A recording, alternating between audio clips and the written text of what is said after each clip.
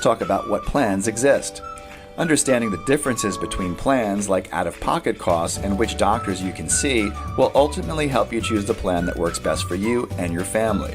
At first, this all might sound like alphabet soup, but don't worry, I'll guide you along the way. Here are the most common types of health insurance plans. First, we have health maintenance organizations, or HMOs. These plans require you to choose a primary care physician, or PCP, in their network, which is the provider you will see for any health-related issues besides emergencies. If your PCP is unable to treat the issue, they will refer you to a specialist in your network.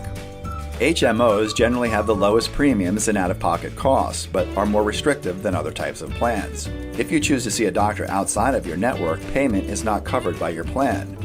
Next, let's talk about preferred provider organizations, or PPOs. Similar to HMOs, PPOs also have a network of physicians but are more flexible.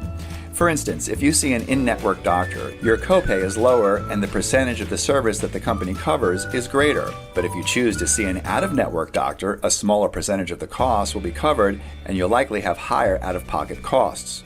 Also, a big difference in this plan is that you are not required to obtain a referral from a PCP to see a specialist. There are also exclusive provider organizations, or EPOs. An EPO is like a hybrid of an HMO and PPO. EPOs tend to offer more flexibility than an HMO and tend to cost less than a PPO. EPOs do not require referrals for specialists, but you are responsible for paying out of pocket if you seek care outside of your network. And finally, we have point-of-service plans, or POSs.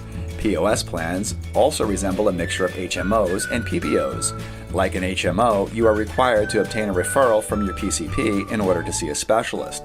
And like a PPO, you will pay less if you use in-network doctors, but will still have access to out-of-network providers at an increased cost. Let's move on from plans and talk about some key players and important terms.